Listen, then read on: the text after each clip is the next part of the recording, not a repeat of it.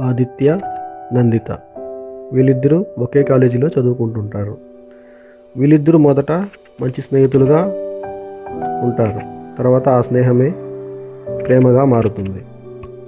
ఒకరోజు ఆదిత్య నందితకు ప్రపోజ్ చేస్తాడు. నందిత కూడా సంతోషంగా యాక్సెప్ట్ చేస్తుంది. కానీ నందిత ప్రేమ విషయం వాళ్ళ ఇంట్లో తెలిసిపోయి వాళ్ళ నాన్న, మన ఇంటి గౌరవం కన్నా ఈ ప్రేమ అంత ముఖ్యం కాదు, నువ్వు నీ ప్రేమను మర్చిపోయి నేను చెప్పిన అతనితో పెళ్లి చేసుకో అని చెప్తాడు. నందిత బాధపడుతూ ఆదిత్య దగ్గరికి వచ్చి మన ఇద్దరం కలవలేము అని చెప్తుంది. ఆదిత్య నువ్వు ఎక్కడున్నా సంతోషంగా ఉంటే అది నాకు అదే చాలు అని చెప్తాడు. తర్వాత నందిత ఆదిత్యను వదిలి వెళ్ళిపోతుంది. నందితకు వేరే అతనితో పెళ్ళి కూడా అయిపోతుంది. ఆ పెళ్ళికి ఆదిత్య కూడా వస్తాడు.